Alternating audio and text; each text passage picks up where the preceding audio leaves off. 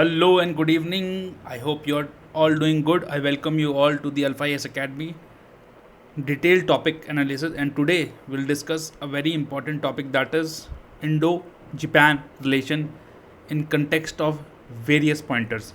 Thus, we will be discussing the Indo-China relations on account of defense, economic field, culture, diplomacy, and technology. So let's just begin because now what? Why is it in news? Because that India and Japan, they are having 70th anniversary of diplomatic relations. Thus, it becomes very important to study the Indian and Japanese relation from the various point of view. Thus, we'll just see first of all the historical angle. देखो, कभी भी India Japan की बात आए ना, तो Buddhism is a very important connecting factors. Religion and culture can be a big connecting factor between two geographical regions. I repeat that culture and religion can be a great unifying factor between two geographical regions, and India and Japan are an example of it. Thus, when it began in the 6th century when Buddhism was introduced in Japan. The visit of Indian monk named as Bodhisena in 1752 AD, it developed a spiritual affinity या अपना जो spiritual जो connect था उस time ज़्यादा develop हुआ दोनों country के बीच में. Now will see some contemporary developments. India और जापान के बीच में एक ये चीज़ याद रखना, इसको बोलते हैं SSGP. ठीक है, SSGP इसकी शॉर्ट फॉर्म है, या इसको कैसे याद रखेंगे, special strategic and global partnership. ये हमारी जापान के साथ है, जापान से हमें ये दर्जा मिला हुआ है. तो always remember special strategic and global partnership, because India और जापान का कुछ कुछ विजन है जो कॉमन है. दैट इज़ कि इंडो पैसिफिक रीजन का डेवलपमेंट हो. ठीक है, और जो चाइना की डोमिनेंसी है उसको कंटेन किया जाए. ठीक है, and we have very nice trade relation with each other. This Japan's free and open Indo-Pacific vision along with Act East Forum and India Act East policy to strengthen the relation. Also, India and Japan have something called as Vision 2025 Special Strategic and Global Partnership. ये दोनों के बीच में है. ठीक है, मैंने आपको बताया भी जैसे special strategic and global partnership किसके बीच में है, इंडिया एंड जापान के बीच में, और कंट्रीज़ के बीच में हो सकती है. ठीक है, अलग अलग सब नाम देते हैं. तो उनका ऑब्जेक्टिव क्या, working together for peace and prosperity of the Indo Pacific region and the world also. And thus now will see the culture relation. क्या है, मैंने आपको बताया सबसे इम्पोर्टेंट बुद्धिज़्म है ना, जिससे क्या होता है कि Japanese people feel a sense of closeness to India. In fact a lot of Japanese people do visit India and many Buddhist sites. Now there are some initiatives on our behalf. In fact, with a collaboration, one is there is a Rudraksh Convention Center of Varanasi, and India and Japan has something called as partner city or sister city. कौन सी है, Varanasi and Kyoto. ठीक है, कुछ नहीं है, sister cities इसलिए बोला गया क्योंकि ये दोनों आपस में कॉपरेट करेंगी in the areas of culture, art, academics, heritage conservation, city modernisation and various and number of things. Now diplomatically भी जापान इंडिया के लिए बहुत इंपॉर्टेंट है. 1952 में ऑफकोर्स जब हमारा पहली जब लोकसभा स्थापित हुई, उसके बाद 1952 में फॉर्मल रिलेशन तो हमारे बहुत पहले से थे, लेकिन क्या बोलते हैं 1952 में फॉर्मल रिलेशन स्टैब्लिश हुए. जब सेकेंड वर्ल्ड वॉर हुआ तो सब ने एक जो जापान को इंटरनेशनल फोरम पे लाने के लिए एक ट्रीटी साइन हुई थी, उसे कहा जाता है सैन फ्रांसिस्को पीस ट्रीटी. तो इंडिया ने इसकी बजाय इंडिया ने बोला यार देखो सब पीस ट्रीटी साइन कर रहे हैं जापान से, सब एक साथ कर रहे हैं, मैं अकेले करूँगा, ये अपना भाई है, इससे 1 to 1 बात की जाएगी. तो India opt for concluding a bilateral peace treaty with Japan. considering that honor and equality should be ensured for Japan to rejoin the international community. So such is the wisdom of Indian diplomats and Indian culture, and we think in a very progressive way, in a harmonious way, in an equal way, and in a very peaceful way. Thus, in 2014, relation was upgraded to special strategic and global partnership. ये तो याद आपको हो ही करा ही दूंगा मैं आज, special strategic and global partnership. Now economic relation में हम फ्री ट्रेड एग्रीमेंट, ये एग्रीमेंट वो एग्रीमेंट साइन करते हैं. तो इंडिया और जापान के बीच में कौन सा है? Comprehensive economic partnership agreement, CEPA जिसको बोलते हैं, सेपा. ठीक है, comprehensive economic partnership agreement that was signed in 2011 which helped in boosting bilateral trade. In fact, two countries have achieved the target of 3.5 trillion Japanese yen in public and private investment in India. देखो Japan की बहुत सारी investment है, अभी हम देखेंगे. देखो जैसे मैं इनिशिएटिव आपको पहले बता देता हूँ, जैसे मुंबई अहमदाबाद हाई स्पीड जो रेल बननी है उसमें जैपनीज़ कॉन्ट्रीब्यूशन, क्योंकि जैपनीज़ का जो टेक है ना, उनका टेक बहुत आगे है हमसे, टेक्नोलॉजी. ठीक है, जो वेस्टर्न डेडिकेटेड फ्रेट कॉरिडोर बन रहा है DFC, वो जैपनीज़ की हेल्प से बन रहा है. दिल्ली मुंबई इंडस्ट्रियल कॉरिडोर जो बनना है विद 12 इंडस्ट्रियल टाउनशिप, वो जैपनीज़ की मदद से बनना है.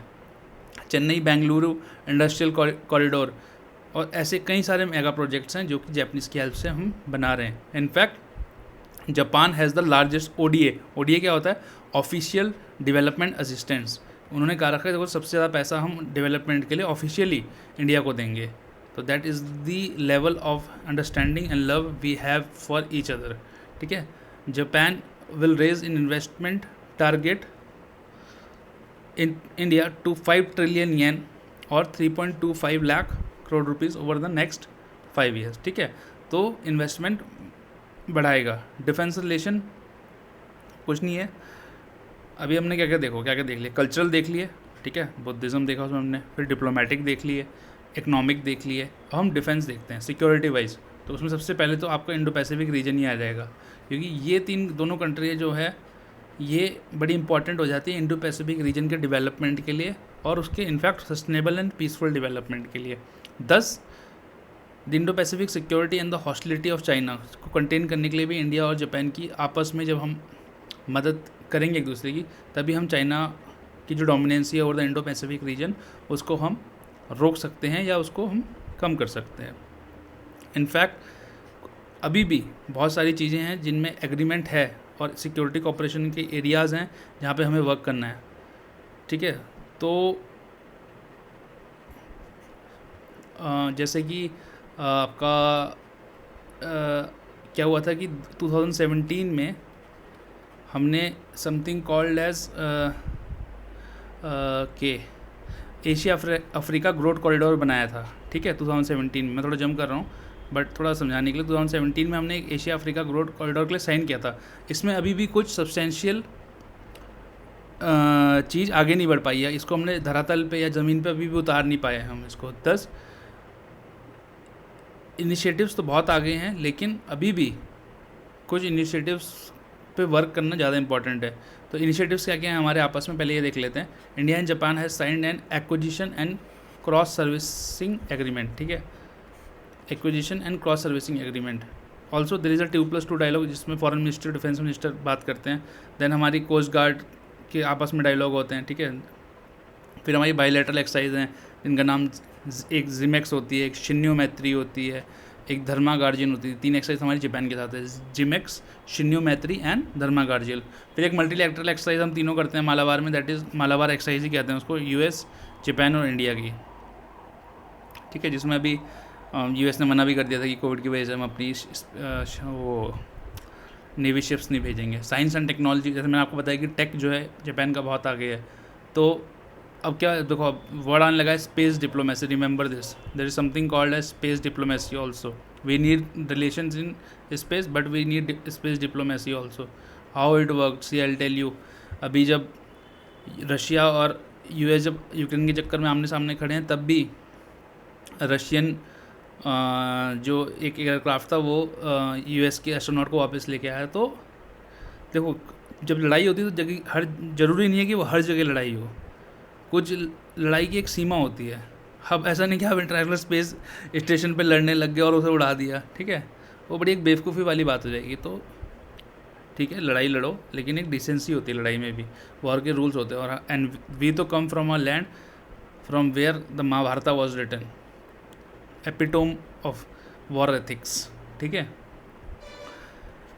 सो इंडिया और जापान देखो ऑलरेडी वर्क कर रहे हैं एक लूनर पोलर एक्सप्लोरेशन लुपेक्स पे, जिसमें कुछ नहीं होगा, वो हम लोगों को एक रोवर भेजना है मून के साउथ पोल पे 2024 तक, ठीक है।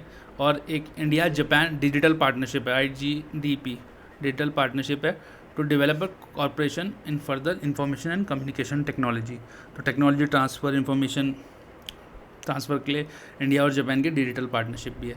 नाउ हेल्थ केयर में क्या है कि हमारा जो आयुष्मान प्रोग्राम है और जापान्स का AH-WIN है, AH-WIN stands for Asia health and wellbeing initiatives. इसका जो मोटिव है वो यही है कि to foster the regional cooperation that to foster the regional cooperation and that fosters the sustainable and self reliant health care system in Asia, ठीक है।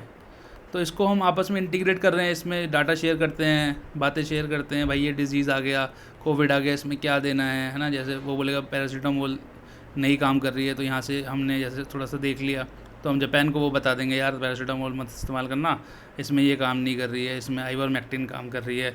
इस टाइप से चीज़ें डेवलप की जा रही हैं। तो इंडिया का आयुष्मान भारत प्रोग्राम और जापान का AH-WIN जो है आपस में कोलैबोरेशन में चल रहे हैं। Now environment and disaster risk reduction, उसमें सबसे इम्पॉर्टेंट होता है मतलब ऐसी बिल्डिंग्स बनाना जो कि या इंफ्रास्ट्रक्चर बनाना जो कि डिज़ास्टर रेजिलिएंट हो, डिज़ास्टर को सह ले, ठीक है। फिर इन्वायरमेंट के क्षेत्र में या इन्वायरमेंट के एरिया में इंडिया जापान का एक क्लीन एनर्जी पार्टनरशिप है, ठीक है, विच provides for to work in the direction of clean energy. Then there is something called as global, मतलब ग्लोबल पार्टनरशिप अलाइंसेज हैं हमारी बहुत सारी, जैसे क्वाड है। तो क्वाड में कौन कौन है? India, Japan, USA and Australia. Indo Pacific reason के लिए बहुत इंपॉर्टेंट हो गया क्वाड अभी हाल ही के दिनों में। उसका ऑब्जेक्टिव वही है कि to ensure and support a free, open and prosperous Indo Pacific region, ठीक है। G20 अलायंस जो है, G20 में दोनों इंडिया और जापान मेंबर है। एशिया अफ्रीका गोल्ड क्वार्टर मैंने आपको थोड़ी देर पहले बताया कि 2017 में बनाया था। और कुछ जो कंट्रीज़ हैं जैसे Bangladesh, Myanmar, south Sri Lanka, Africa, Madagascar, ये एक कॉरिडोर ऐसे बनाते हुए यहाँ पे भाई इन देशों में जो है डेवलपमेंट करते हैं मिलके, ठीक है। इन देशों का भी डेवलपमेंट होगा और हमारा भी होगा, तो it's a win win situation. तो लेट्स जस्ट क्विकली एनालाइज।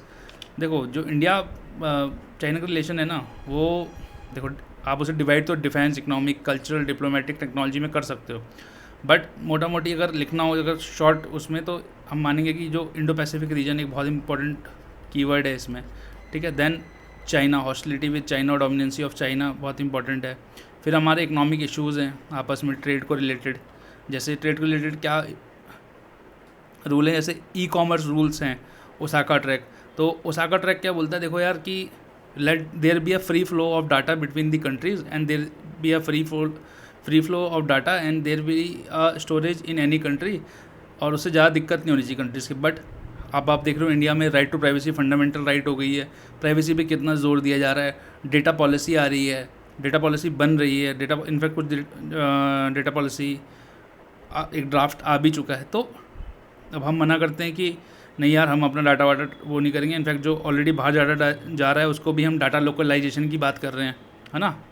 जो हमारी डाटा पॉलिसी आ रही है उसमें डाटा लोकलाइजेशन की बात कर रहे हैं। बट जापान थोड़ा सा फ्री कंट्री हो गया था कि यार इधर उधर होने दो डाटा को, कोई दिक्कत नहीं है, सबके मदद आएगा, बट हम मना करते हैं। तो ये थोड़ा सा हमारा डाइवर्जिंग इशू है। देखो ये इंडो पैसिफिक चाइना तो हमारा कॉमन इशू, मतलब वो है, इसमें तो हमारी आपस में सहमति है, लेकिन कुछ डिफरेंसेस भी होनी और होने भी चाहिए, कोई दिक्कत नहीं है। देखो अगर हर चीज़ पे सहमति बन जाएगी तो फिर मज़ा भी नहीं आएगा, कुछ चीज़ों पे डिफरेंसेस रहने भी चाहिए। जैसे RCP है, रीजनल कॉम्प्रहेंसिव इकोनॉमिक पार्टनरशिप। अब जापान कहता है कि ज्वाइन कर लो, इंडिया मना करता है कि नहीं हमारे इंटरेस्ट में नहीं है इसको ज्वाइन करना, ठीक है। Both country does not have a specific China policy. हम जितना जापान या इंडिया जितना मर्जी चाइना को आप गलत कह लें, कुछ कह लें, लेकिन अभी भी देखो यार हर चीज़ की जड़ जो है ना वो पैसा है, ट्रेड, ठीक है। जापान का 20% टोटल ट्रेड अभी भी चाइना से है, हमारा भी कुछ ऐसा ही हाल है। तो जब तक हम इसलिए अब सेल्फ रिलायंट इंडिया, आत्मनिर्भर भारत, इन सब की बातें की जाती हैं, ठीक है। मैंने आपको बताया there is no concrete action on Asia Africa growth corridor despite it being signed in 2017। और अभी तो जो इंडिया का स्टैंड है, दो कि ma'am I am fully supportive of that stand, but Japan तो अभी अगेंस्ट में ही है रशिया के। तो जब जापान क्वाड वाली सारी कंट्रियाँ सारी अगेंस्ट में रशिया के, और इंडिया इज़ टाइट लिप्ड है, कुछ बोल ही नहीं रहा है ज़्यादा, ठीक है, अपना चुपचाप काम किए जा रहे हैं, ठीक है। तो उससे क्या क्वाड वाले बोल रहे हैं कि यार आप तो हमारे साथ हो, आप ऐसा मत करो। बट यार देखो, मैंने पहले भी वीडियोस में डिस्कस किया कि यार the interest of the country should be the priority, ठीक है। हम लोगों ने बहुत, हम लोग कैसे लोग हैं इंडियंस की, हम लोगों का दिल बहुत बड़ा है, हम लोग डिप्लोमेटिक नहीं सोचते, आज तक हम दिल से ही सोच रहे थे, लेकिन अब शायद समय आ चुका है कि हम दिमाग से भी सोचें, अपने लोगों के इंटरेस्ट के लिए काम करें, अपनी कंट्री के इंटरेस्ट के लिए काम करें। एंड दस I think the India stand on Ukraine is right in, that's my personal opinion, that's not the opinion of Alpha ES or anybody, that is my personal opinion. So we'll just quickly conclude by a concluding line that both countries need to work on trade, defense, security issues, including देखो trade, defense, security issues including cyber security, outer space and economic security and regional issues, ठीक है। इन पे हमें work करना है। And strong Indo Japan will arrest the inconsistency being witness in the region, thus contributing to peace and prosperity in the region and the world. देखो objective तो सबका यही रहता है, बट इसे आप अचीव कैसे करते हो वो ज़्यादा इंपॉर्टेंट होता है। फिर कभी और डिएंटोलॉजी और टेलियोलॉजी की बात करेंगे। I think that will be all for India Japan, काफ़ी है। And you can go to the PDF link on our Instagram channel, download it, it is for free. And I hope that you liked it, and we shall see you tomorrow. Take care, keep smiling, tata.